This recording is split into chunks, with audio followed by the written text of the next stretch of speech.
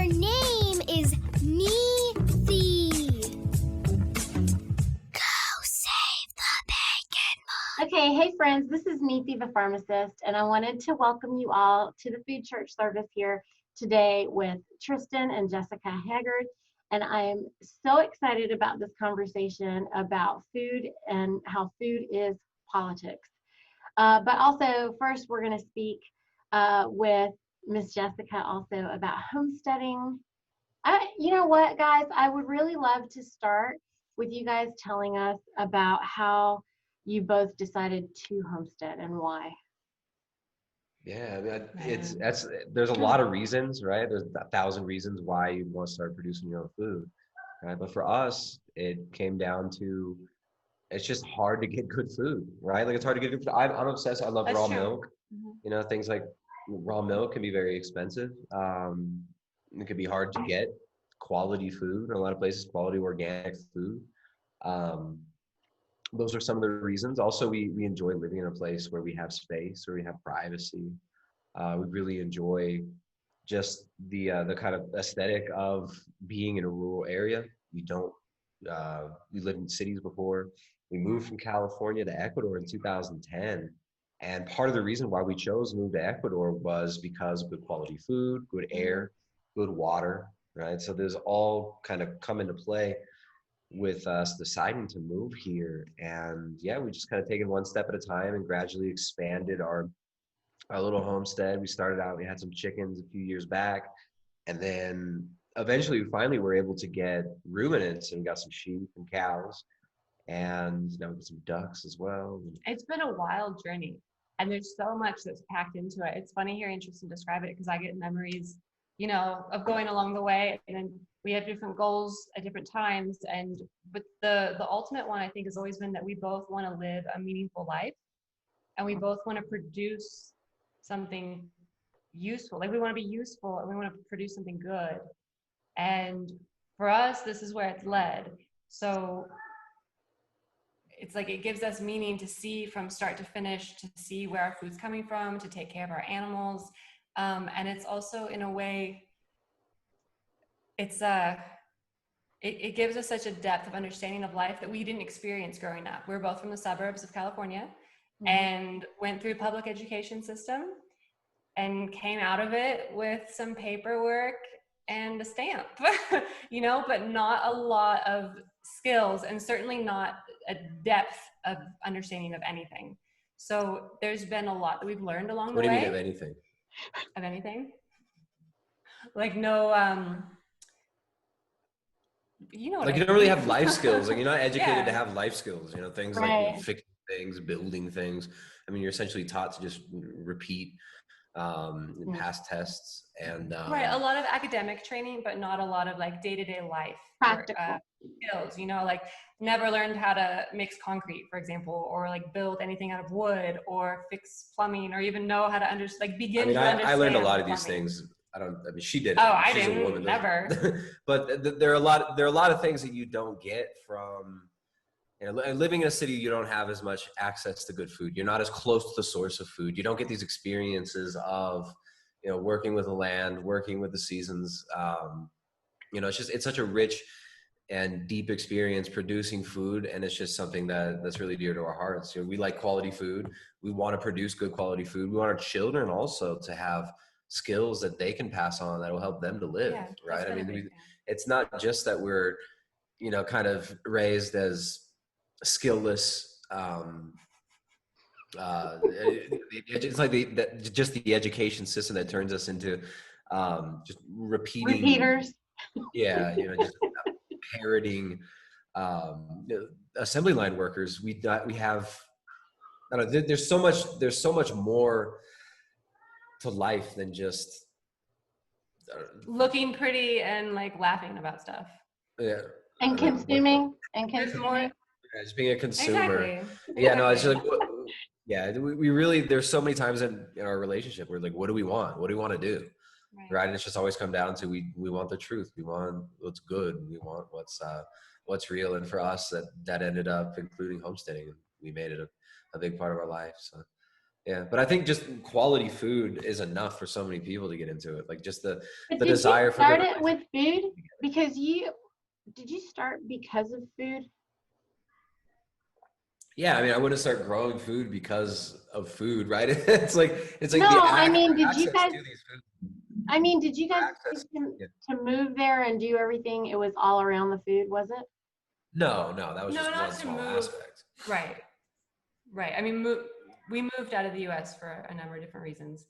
But the way that we craft our life as far as buying property of acreage and then raising animals, you know, all of that is to protect our food sovereignty and food quality.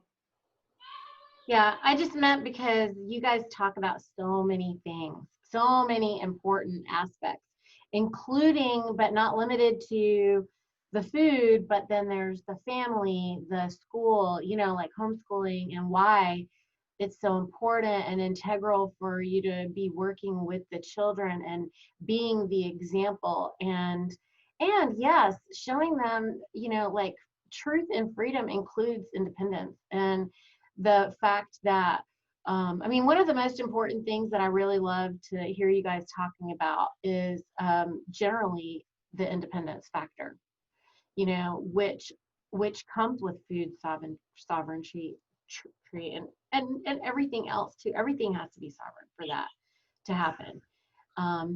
And we are in the cities having all of that taken away from us. The priorities, right? The priorities are all wrong. So, Yeah.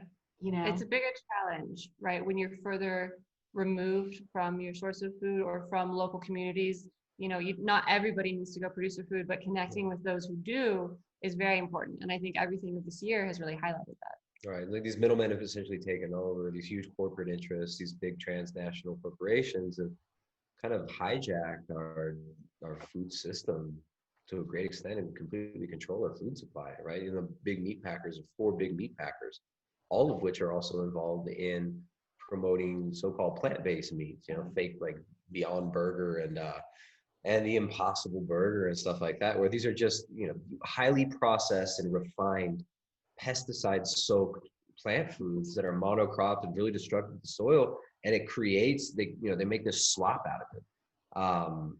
These same companies have taken over the meat industry. Tyson Foods, one of the big 4 meat packers, they're heavily involved and invested in fake meat, right? And a lot of these companies are involved in invested in lab-grown meat as well. So these same huge corporations who've taken over our food supply are very keen on cutting out small family farms, have to a great extent destroyed small family farms and gutted rural America.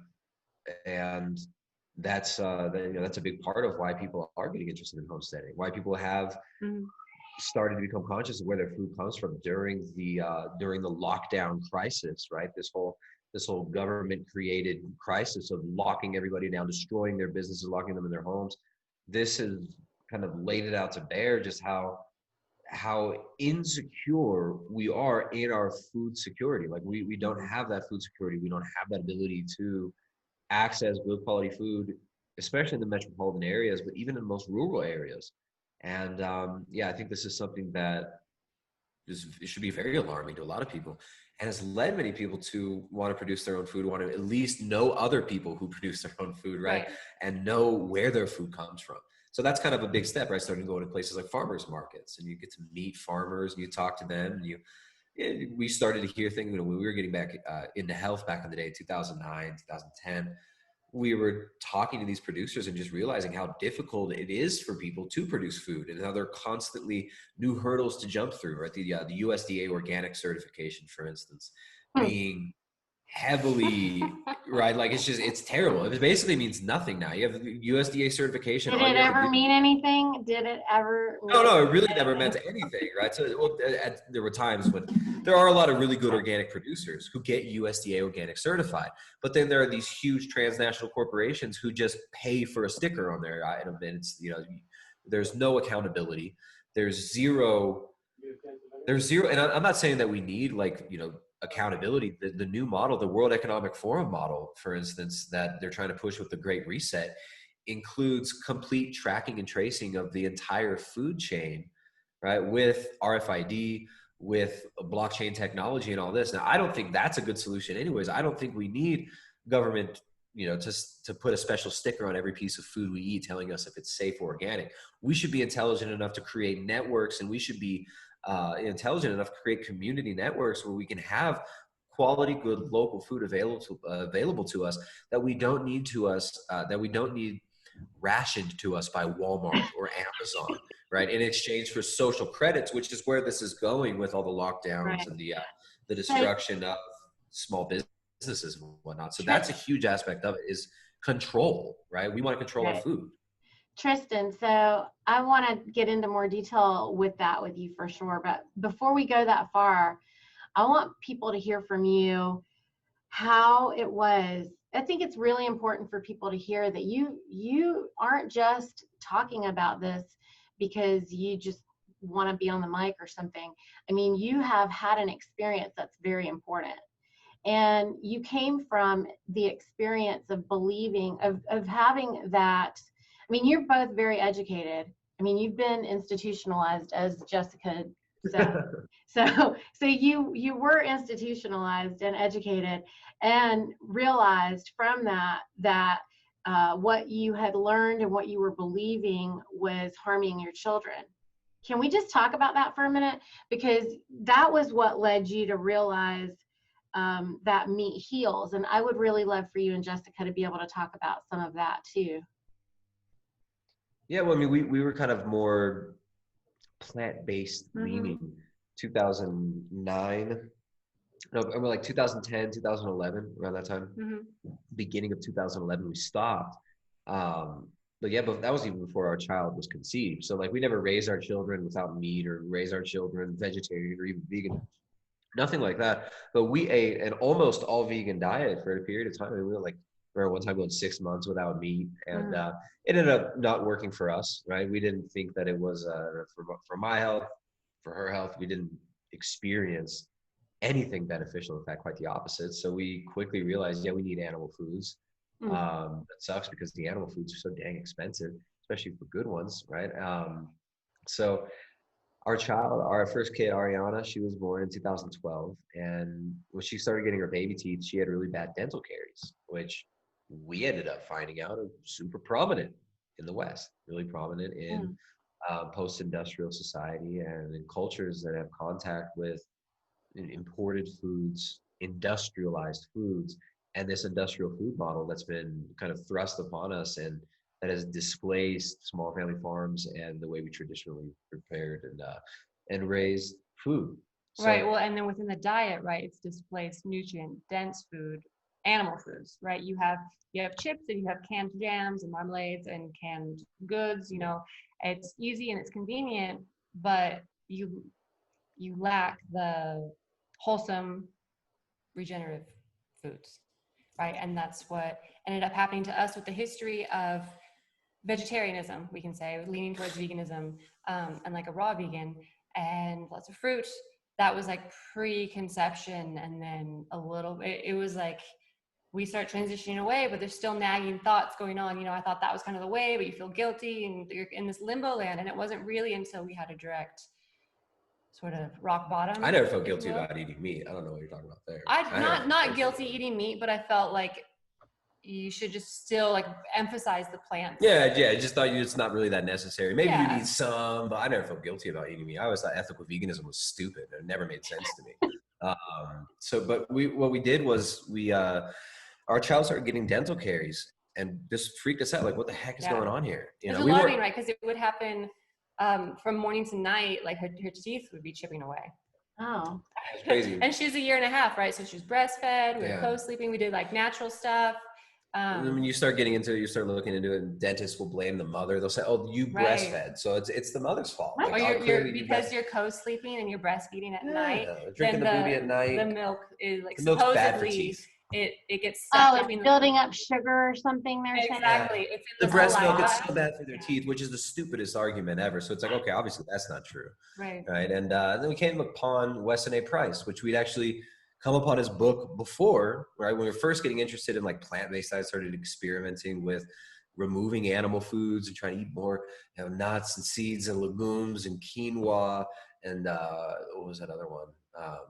We do yams and sweet Sweet potatoes and potatoes, rice yeah. and beans and all these plant-based foods supposedly have protein. And if you combine them right, you get the right amount of protein. But we we were eating at that time just an omnivorous diet when our daughter's teeth were falling apart. But we came upon Weston Price's work yet again, and we actually read the book and read and learned a little bit about what they had taught and what Sally Fallon, people like Sally Fallon with Nourishing Traditions, Mhm. um, the principles of the importance of animal foods and how the lack of animal foods can result in things like dental caries, things like developmental issues with children, the palate not forming properly. Right, your whole bone structure And changes. tuberculosis rates were higher among people who were eating the imported foods when Weston Price was studying them. So the anthropological work of Dr. Weston A. Price really led us to believe that, well, animal foods are super necessary. And we should start giving our children lots of butter and stuff. So we gave our daughter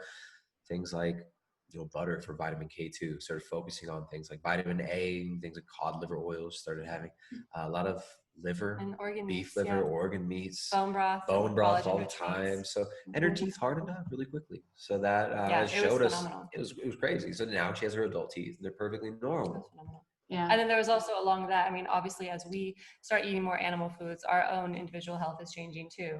And we have our own, personal before and afters, and it's affecting the entire family. And Nobody knows, you never appreciate meat as much until you cut it out for a period of time or try to go without it. And for us, it's animal foods are primarily what we eat, right? So we have here on our little homestead, our little family farm, whatever you want to call it, we've got raw milk. She makes cheeses and yogurt. We've got our own eggs, and we've got sheep that we're now raising for meat. We haven't really tapped into that as much as we would have liked to this year, but hopefully next year we eat more of our own sheep. And it's just that we found that it was so crucial and so important, and not just for us, but it's a pattern you see among thousands of people we've interacted with online. We see so many comments of people who've had similar experiences, who had similar and worse. Right? Far worse. Yeah. Thank God we didn't, one of our children had dental caries. We weren't even fully vegan ever. Like we were never even, when she was conceived, we were eating some animal foods, but it was just significantly diminished in our diet. We wouldn't buy meat all the time. We'd go out and we'd order. We didn't know how to prepare it. I didn't that know how much. to cook it at the time. What do I had no idea. What do I buy? No idea. What do I buy? Do I buy a steak or do I buy a ground beef? I didn't know what to do. So we'd go out and we'd eat meat, and then we'd buy other things. We'd have cheese at the house and stuff. But we didn't have eggs. But we didn't have a lot of animal foods in the fridge and in the cupboard until we realized, oh, this is way more important. And all quinoa and it just doesn't compare. Yeah, like these foods and the anti-nutrient content in them as well, and the digestibility. It's just very low digestibility. I find that if I go for too many plant foods, my digestion doesn't handle them very well. So, but we've seen so many people with similar experiences with their families, with themselves, of either not having enough animal foods or removing them completely, and then experiencing a complete reversal of all these negative health manifestations that they were having once they include more animal foods, especially people who start to focus on those. And I'm not saying exclusively is necessary. You don't have to go fully carnivorous. But when you realize how important animal foods are, how important fat is, how important meat is, there's no going back. Yeah, right. I mean, fat is what's balancing everything. I'm like, if we didn't have cholesterol, we would just be like, Leah Keith was on last week and she's like, you'd be a puddle on the floor. And I was like, yeah, that's a great way to put it, because you're, cellularly, no one's thinking about what's happening on a cellular level and how it's required to maintain and manage cellular health and hormonal health. Your immune system, right? I mean, you need cholesterol for immune reactions, your immune response. Well, everything that's happening today, we live in this electrical universe, and to keep it grounded, I say that eating meat is like, earthing in the mouth. I've been saying that. And having the fat allows your body to be able to conduct that electricity in a more efficient, effective, balanced way. We know every single cell has cholesterol, like our lipid membranes are fat. And the type of lipid membranes, the types of fat that are assimilated in our cell membranes, that's really important. If we have a lot of omega-6, we're going to be more prone to oxidative stress and reactive oxygen species. We're going to have more physiological stress. So fat is everywhere in our body. The types of fat we eat, super important, right? Focusing on like the vegetable oils and all this crap that we're told to eat, that's destroying people's health, right? It's increasing insulin resistance and creating crises with things like diabetes and obesity. It's bad, right? And the about saturated fat, monounsaturated fats that you find in beef, and the naturally occurring omega-3, 6, 9 fatty acids in their ratios that they're found in animal foods are great for assimilation into the cell membranes and aren't going to create this cascade of inflammatory responses that you'll get from all the seed oils and all this other stuff. Well, also, plants have a defense mechanism, and when you're talking about the seed, that is you're attacking their reproductive, aspect of the plant, and the plant's defenses are most concentrated in those reproductive pieces. So that is what poisons us more. And they decide that they want to milk it for oil, and then for us to cook it. It's I mean, there's crazy. so many. That is where all the plant poison is right there.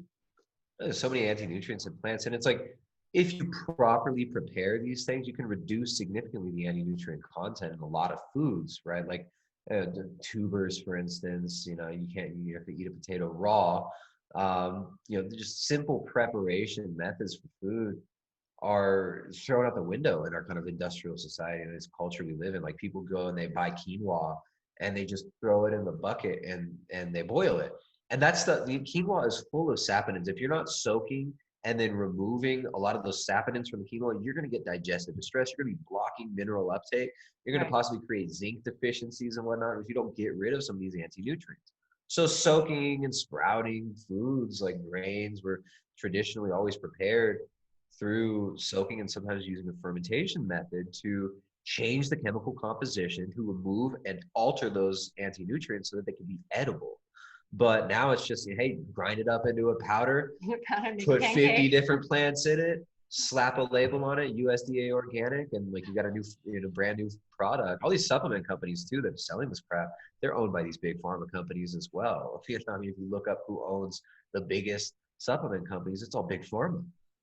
Nature's Best and all these brands. We could have a whole show on that, right, Tristan? Talking about, let's take some plants and make it into some pills and call it nutraceuticals or call it pharmaceuticals. Who cares? My whole thing is that why do you got to take and pop these pills every day? How come nobody's ever getting better? I mean, and amazingly, you just eat meat every day and you don't have to care about that. You don't have to go to the store anymore. You don't have to go to the doctor anymore. And I haven't met a doctor yet. I haven't been to a doctor's office yet that has provided a solution. Have you guys?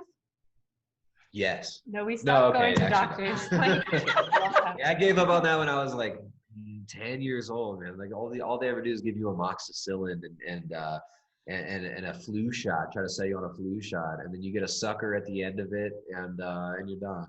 My doctors would always just tell me that they can't find what's wrong. They just say that I'm fine. I was always crazy. They're like, no, look, when I whack your knee with this rubber thing, it moves. Yeah. You're good. You're fine. No, look, let me, I got a stethoscope. Let me just, oh yeah, you're fine. You're fine. Oh, I can hear your heartbeat. I can hear it. You're alive. Maybe you need some Ritalin. You want birth control while you're here? You're like, no, I'm here because I'm having allergic reactions to these foods that I'm eating all the time, and I'm constantly inflamed. There's the medical system has been a joke since its inception, right? The allopathic medical system in the West. I grew up asthmatic and with allergies and never got any help from any doctors, just drugs, right? But simple dietary changes and environmental changes also yield huge results. Right? I mean, there are people who are allergic to foods that they have no idea they're allergic to. They're eating them all the time. Right? Now, they're not allergic. They're being poisoned. So what they don't understand, they need to change the vocabulary. They need to say, "Oh, I'm being poisoned." if you're having a reaction, that means you're being poisoned. Stop it. And no one's thinking about that. They're just thinking about what they can tolerate. And they're taught that. That's what they're taught when we're civilized to death like this. Then you're taught tolerance. And, you know, when you're a kid and you say, Mom, I can't eat those lentils, they make my stomach hurt. Then they say, you know, you should just be thankful. You should just be appreciative. You should, you know, or whatever, but they don't realize what is happening and how that's disturbing. They're saving the planet by eating lentils, right? I mean, I'm Indian. We totally saved the planet, but you know, like, also Indians have the highest heart risk rate in the world. Heart disease and diabetes, right? Like the diabetes is out of control. I mean, it's the lowest, what is it? The lowest life expectancy, the shortest lifespan on average in the Indian population. But they're enlightened, Tristan. They're enlightened. Okay. Yeah, this is this thing. This idea that eating meat is somehow bad, it's somehow cruel. This idea has really infected so much of the world. This this kind of religious fervor that people have for removing animal foods from their diet. It's really alarming how many people have done this and ruined their health and trashed their health, right? And this is not by accident, really. I mean, when you actually start to look at this, there are huge profit motives for pharmaceutical companies. I mean, that's an obvious thing. Big food, these huge corporations that have consolidated with the food supply, they stand to gain a lot of money, a lot of power, and a lot of influence through perpetrating this and through furthering this consolidation. Right. But there are also these non-governmental organizations, these big foundations and billionaires who are heavily invested in removing your ability to produce your own food and feeding you their industrial lab-grown slop. Like they literally want to give you fake Ellen DeGeneres breast milk grown in Bill Gates' lab. Like this is what they're going to be marketing to you. They're going to be marketing to you celebrity breast milk. You can go get Cardi B's booby milk. You know, Cardi B's like booby milk, her WAP brand booby milk from Bill Gates that they'll produce in a lab.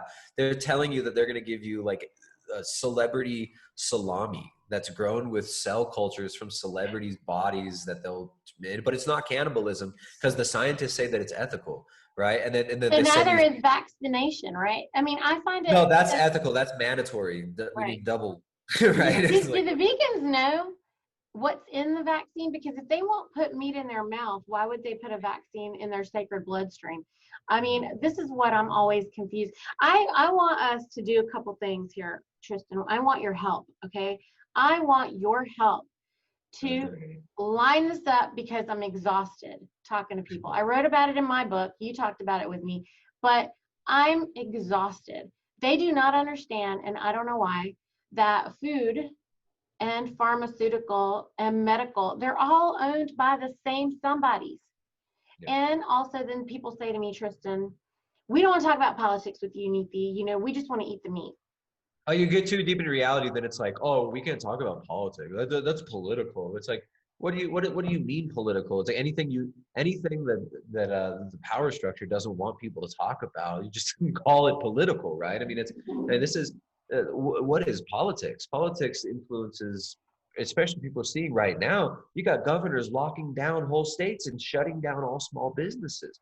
It's out of control. It's dangerous out there. There is a dangerous something. So there's some emergency going on, supposedly. There's always a new one, right? The climate crisis, the COVID crisis, the engineered crisis. There's always going to be something, right? You have the terrorists before, then you had the war on drugs. You had the war on drugs. How can you say that, Tristan? There's people dying, Tristan. People are dying. And you want to know what? We're going to win this war on the virus, just like we won the war on drugs and the war on terror. You just need to give more of our rights away. Like that's the dialect. That's the dialogue. It's like we need big government to come in and take control of everything in order to save everything. It's ridiculous. It makes no sense.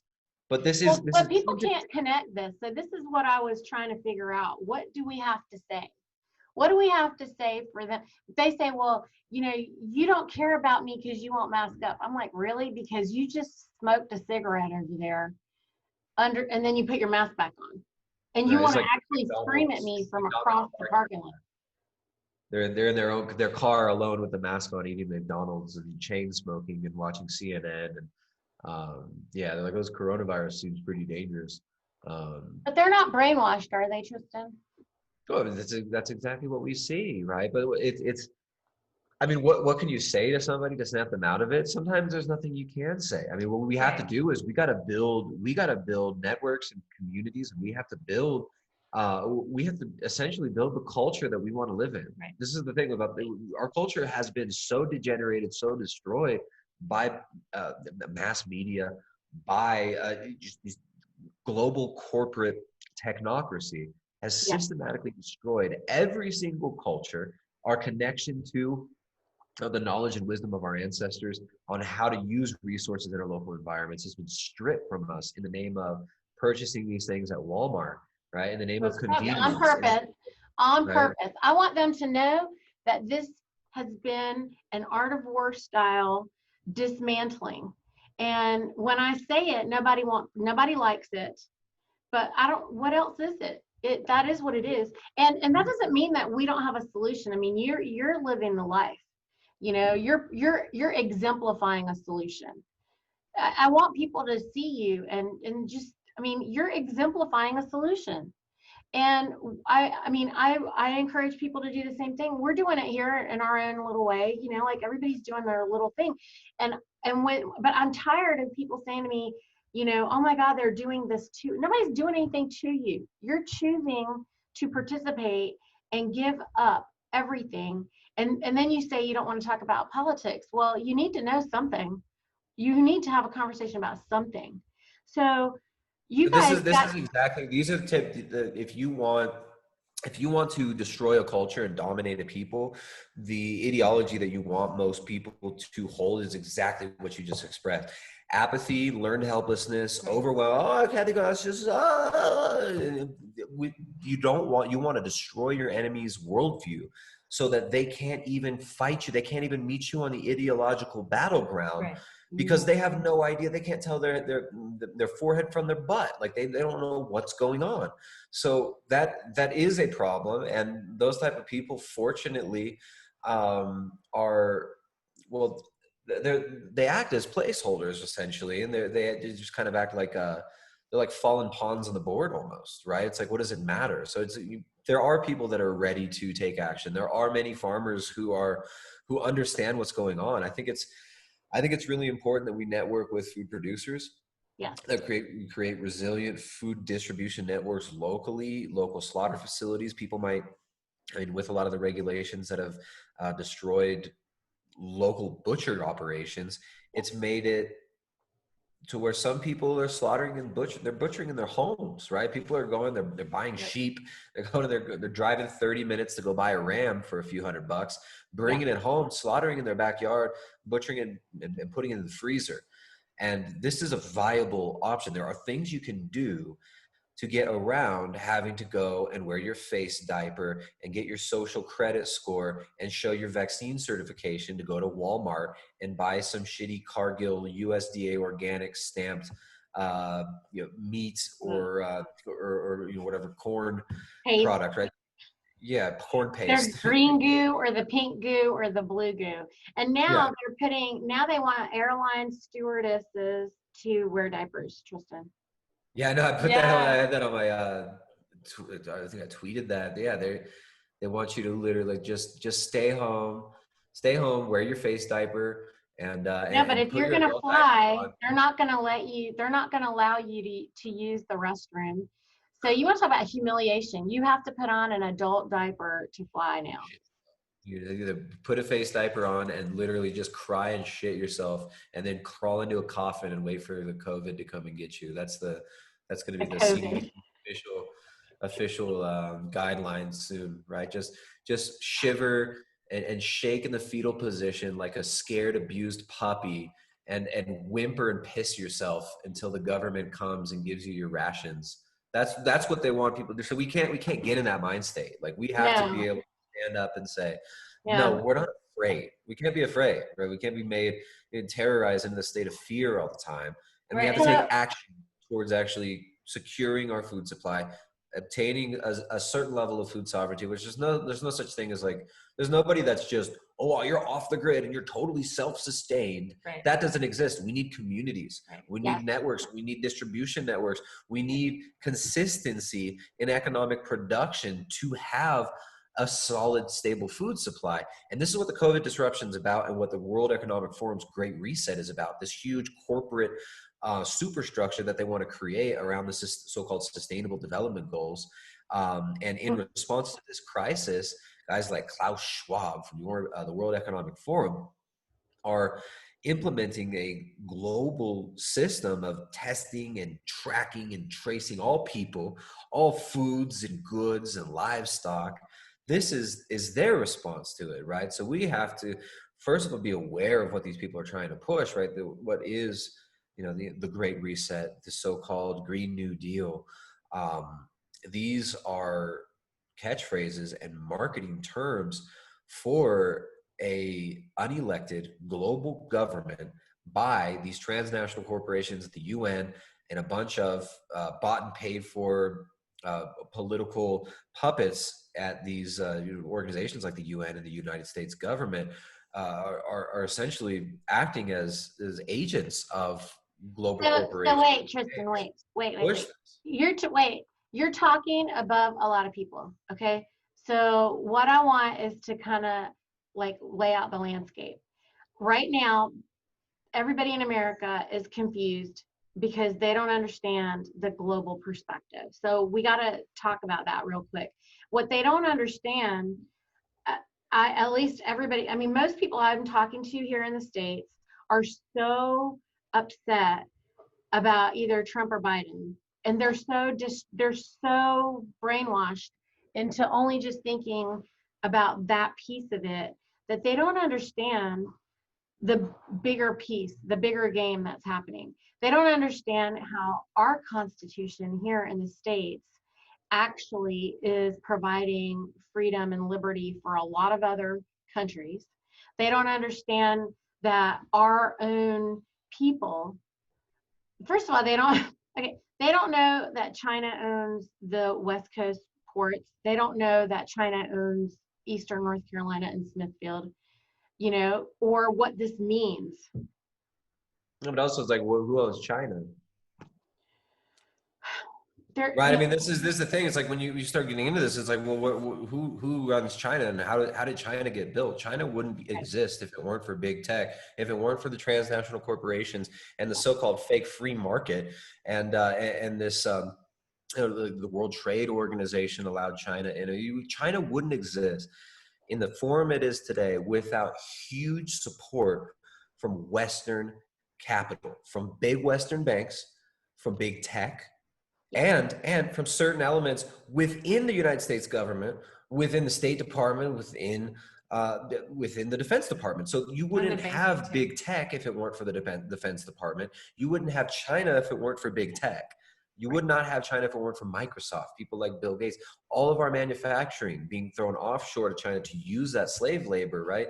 This was all, the groundwork for this was laid out when people like David Rockefeller opened up the doors for a robust and beautiful blossoming relationship with the communist Chinese government. Rockefeller went and set up Chase Manhattan Bank in communist China. And he's supposedly this big monopoly capitalist. Why is he supporting communism?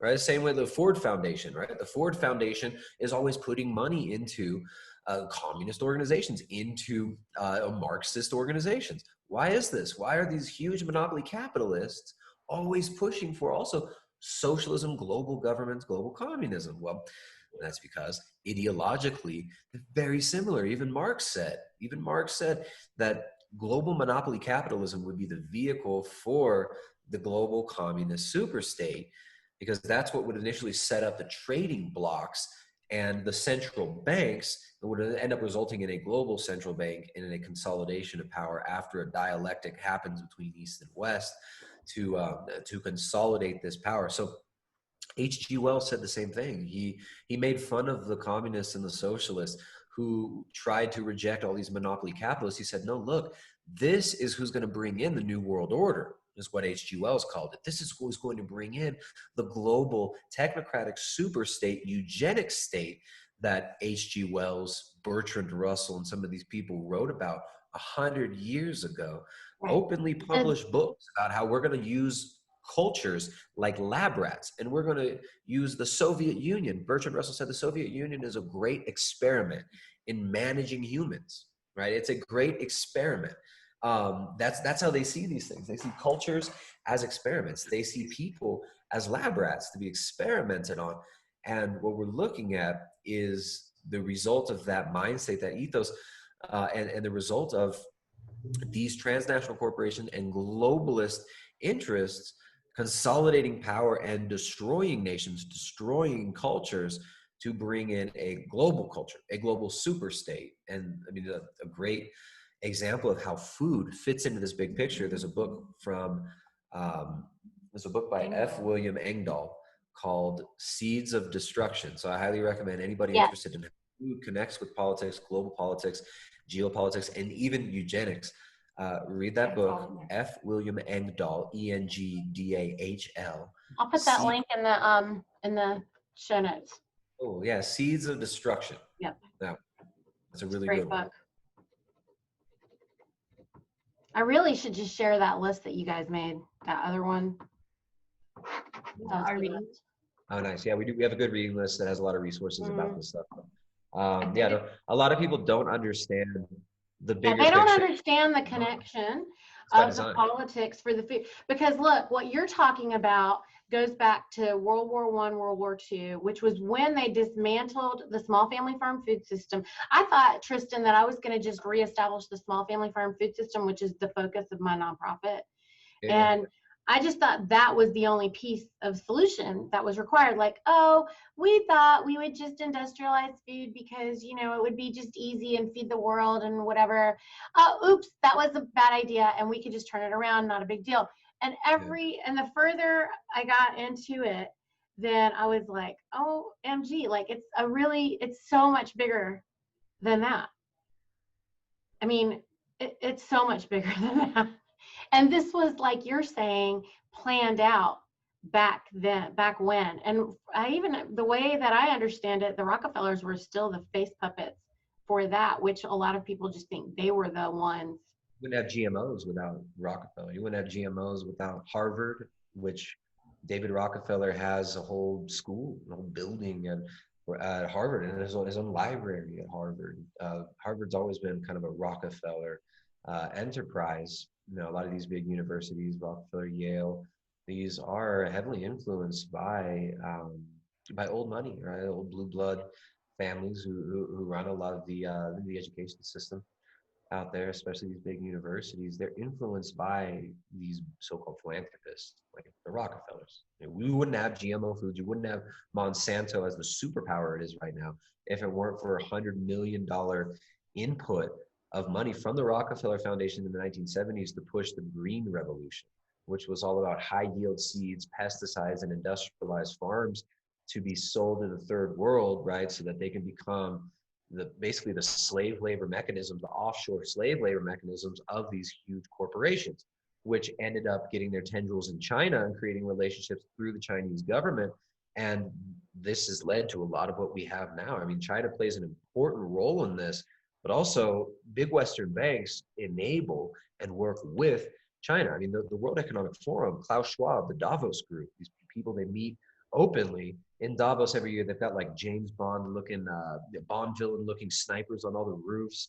And it's like this really decadent party. And they named Kevin Spacey the king of Davos like a few years back. And he was, you know, crooning on top of a piano, telling everybody how wonderful they all are, and they're all saving the world. And right, this is this guy who's now been outed as just like a notorious predatory, child abusing pervert, right? Like these people get together in Davos and set global policy.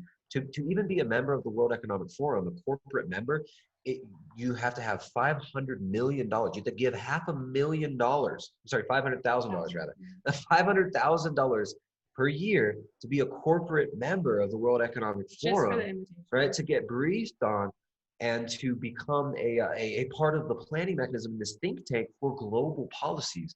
And what these people have been planning are crisis management, right? So when you see Event 201, if you guys look into this Event 201, that was partnership between the World Economic Forum, Johns Hopkins, I think the U.S. State Department as well, wargaming a deadly pandemic, a flu pandemic, a coronavirus type pandemic. Last October. Exactly, in October. So the World Economic Forum involved in all of this. These corporations that are members of these think tanks like World Economic Forum, they're heavily invested in, and their investment portfolios of a lot of these investment banking firms and KBW Ventures, which is a Saudi prince's investment firm. They're invested in like lab grown meat. They're invested in Beyond Meats, but then they also buy YouTube channels. Like that guy owns plant-based news on YouTube. So it's like they own the media. Let's just tell everybody, because they own the media. We're not allowed to have these conversations, and America is just starting to get a taste of the muzzle at this right now, which they don't even believe that that's actually what's happening. They're not. Why are they not getting it? I'm confused. That's what I'm saying. It's like these huge global corporations get together right in front of us and they set policy, and they openly talk about, and they publish books. Like this book right here, the COVID-19, The Great Reset by Klaus Schwab. This is like they publish books where they tell you exactly what they're going to do. And this book when was that published, Tristan? Back in July. It came out in July. Okay. 2020, July 2020. So COVID-19, The Great Reset by Klaus Schwab and Thierry Malloret.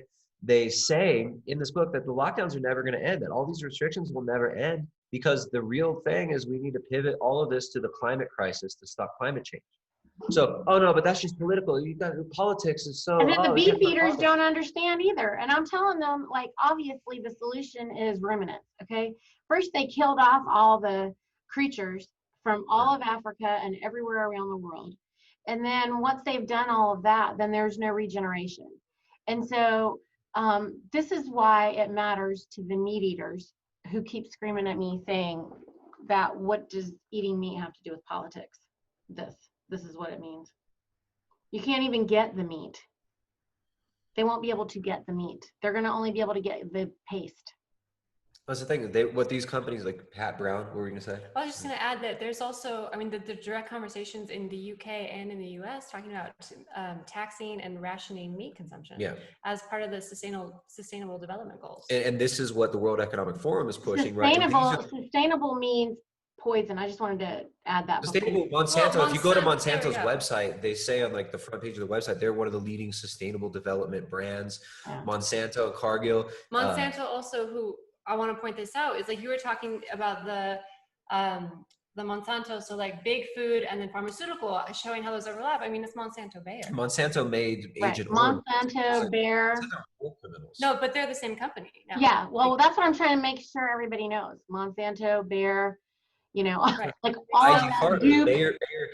Bayer came from after Nuremberg. Bayer was what was left of IG Farben, which was the German pharmaceutical cartel that was producing Zyklon B, that was involved in biological and chemical weapons production, right? These were and the tracking eugenicists. Well, IBM produced the system, the computing system, the tattoo system for the German camps, right? During the war, IBM created the Nazi tracking system for their prisoners.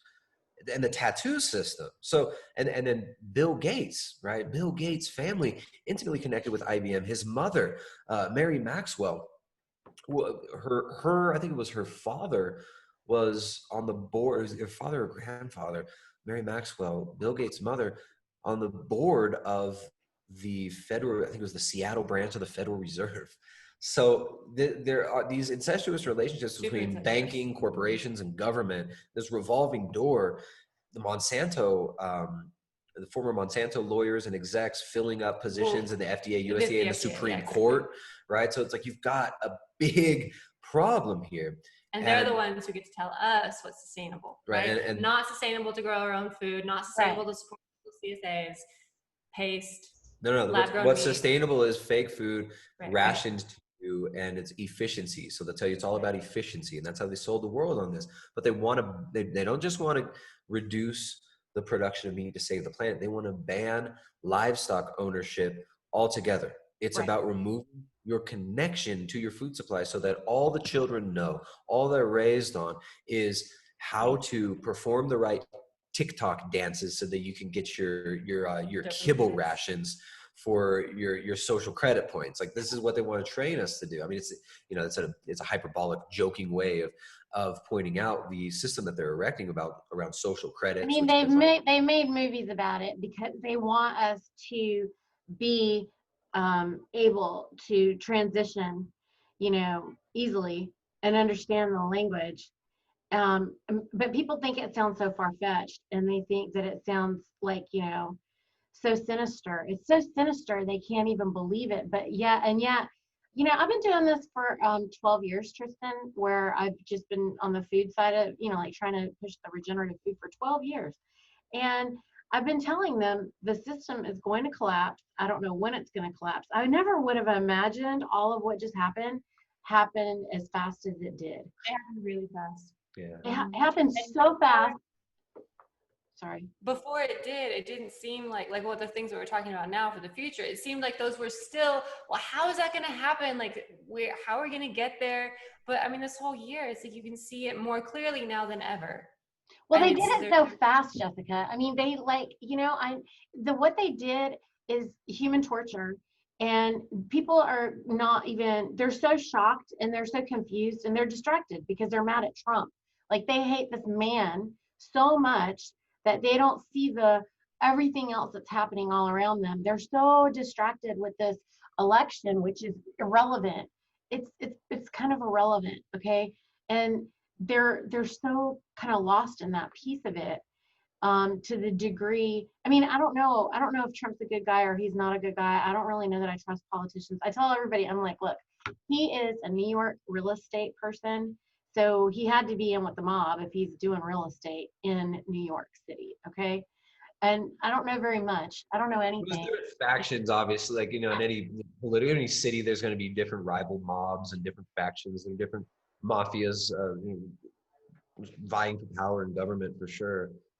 I think people just don't believe, Tristan, that corruption is in the States. Like, I know, being Indian and our families that migrated here, and anyone who has worked really hard to be in America, to live the American dream, like, they cannot believe the corruption they experience everywhere in the world isn't here. And I'm like, dude, it's here, but they just put a smile on their face in a way that you can't notice it in the same way that you see it everywhere else around the world.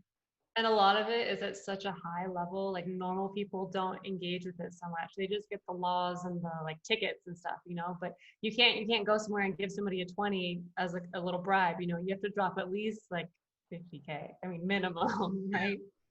Right. The bribery is happening in big ways on much higher levels, and versus in other countries where you can bribe somebody for electricity for $20 or something. You know? Right. No, here it's insane, the level of corruption in U.S. politics that's been exposed over like the last few years is insane. Like the Hunter Biden stuff with Burisma, the Ukraine, China, right? I mean, if that guy gets in, you've got more than 70 million people who voted the other direction who don't see him as a legitimate president.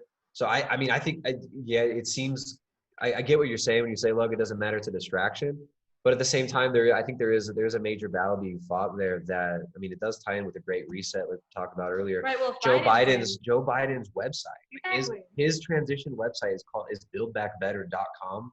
You know, he's tied in with the slogan of the Great Reset. There's pictures of him with Klaus Schwab, and he's really in tight with all these globalist factions. The globalist faction that wants to push the Great Reset, he's in with that. So if he gets in, it is going to be kind of crazy. We're going to see what happens. If Trump gets in again, it's going to be madness as well. There's going to be hissy fits, and they're going to, who knows, they'll throw everything in the kitchen sink at people and terrorize people even more. So you have in the political sphere, you do have battles being fought. I think people don't fully understand the scope and brevity of the battles that are being fought, you know, around things like food in this time. So, you know, I think yeah, people get caught up in the theatrical dramatics of what media spectacle is put before them, while getting distracted from what we could really be doing, like, building real families, building real communities, Mhm. building real relationships with food producers and with people in our local community, and building our homesteads, building our skill sets. This is what we should be Right. focusing on. We Right. shouldn't be Yeah, let's focusing get on. into the solutionary aspects of it, because I think that people are so beaten down right now, and they don't even know, it hasn't even really begun, all of that stuff that they can, I mean, they don't realize, you know. But when we're saying that you guys need to stand up and do something, this is what we're saying: take responsibility. Take responsibility and make deliberate and intentional choices. So continue. I'm sorry, I didn't mean to interrupt you there. Like, I mean, those are the words. It's like you're looking for the authority that you can assert over your own situation, with the right measures, so it depends what you have access to. It depends what you're interested in. Um, there's so many different ways one could go. You really just have to start somewhere. Nobody should feel limited by what they don't know, because you just easily get lost in that. And there's loads of stuff I don't know, but you have to learn something sometimes. So just start, and then you continue. You do the best you can, and you do that always, and then you're always pushing forward, and you're always looking for more. And it's extremely challenging, but also very rewarding and deeply gratifying. And you can see it becomes very fruitful when you're doing the right things. Literally fruitful, because you get to eat the fruits of your labor. You get to eat those fruits, and then you see your children grow and become healthier. You get to barter with your neighbors, and these things are very satisfying. They're very encouraging. Yeah. And you can do it anywhere in the world. Earlier you guys were talking about the high processing behind vegetable oils. It's like, so to do that, you've got to have loads of investment, property, and then also these massive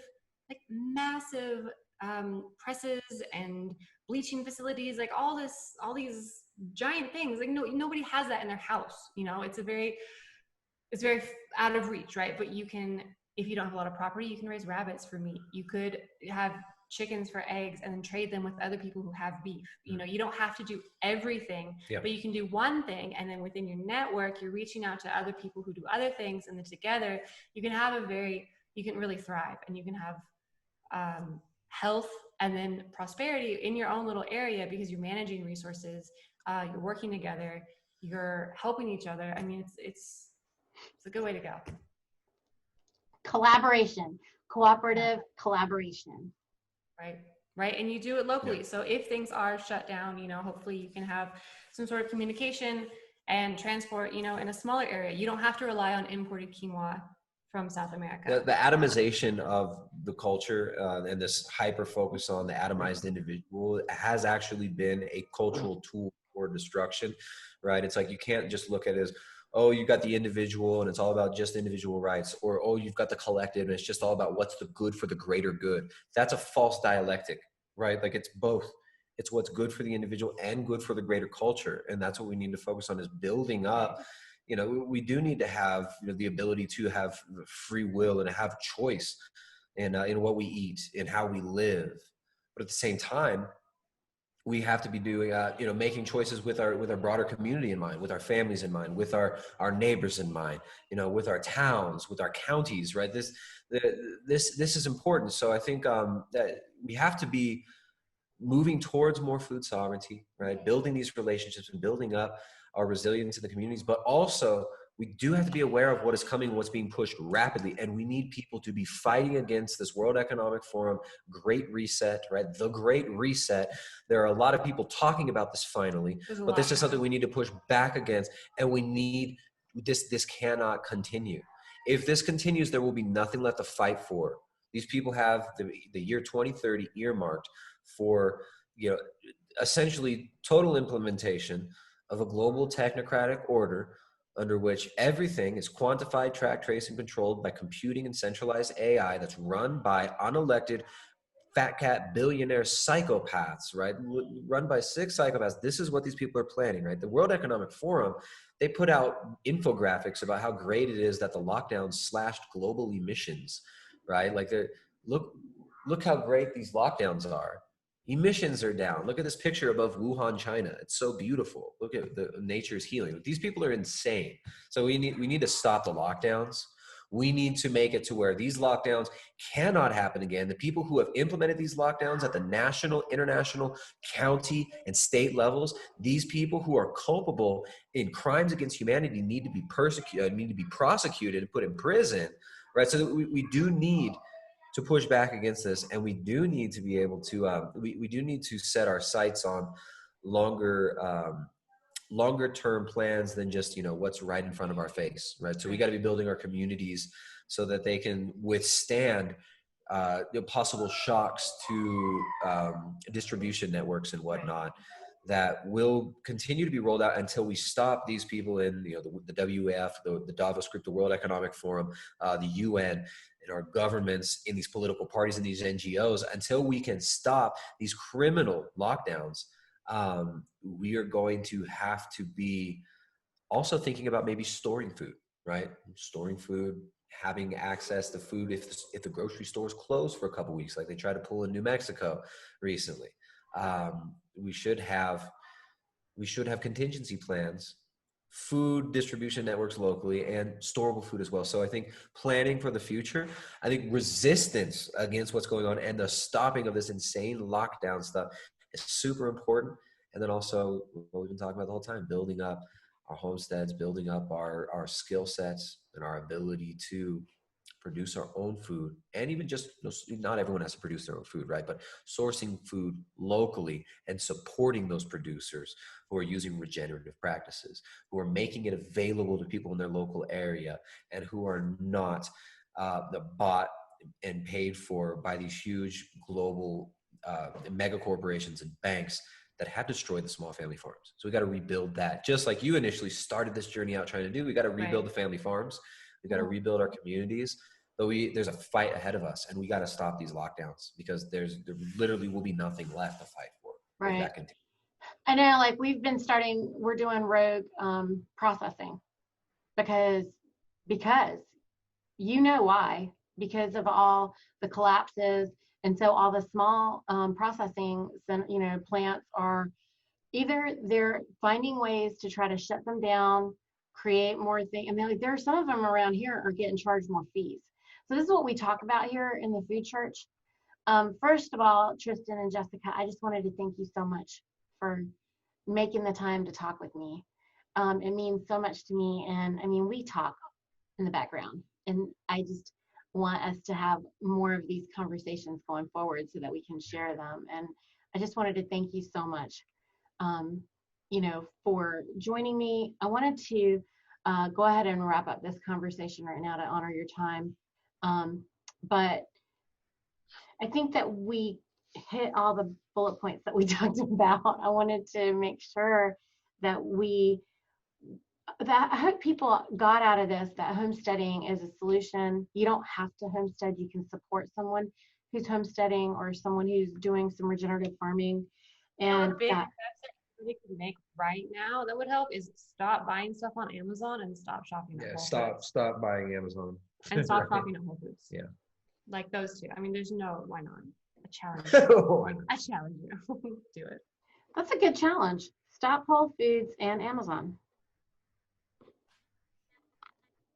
Those things are boycotted. I said hashtag get out of the grocery store. There you go. Yeah. That too. That's the next step, right? But you got a more advanced audience, right? People who understand what's going on. Well, we have everybody on every level. I just want anyone to know that if you just figured it out this minute, it's okay. Yeah, it's a good minute. Right. It's not like anyone has it like figured out, right? We're all working on it. and there's obviously a way start, right? Yeah. The point is to be active, like now, be intentional. Just do more in your life for yourself and for your family and for the future. Yes. Right now, hurry up. Yeah, go. Fix it. Stop watching. Thank you. Hey friends, thank you for tuning in. Check out our website, www.farm2forkmeatriot.org. That's FARMTOFORKMEATRIOT.org. Buy my book, make a donation, or become a sustainer. We really appreciate you. Also, don't forget to subscribe and hit the bell so that you're notified every time we post. Thank you.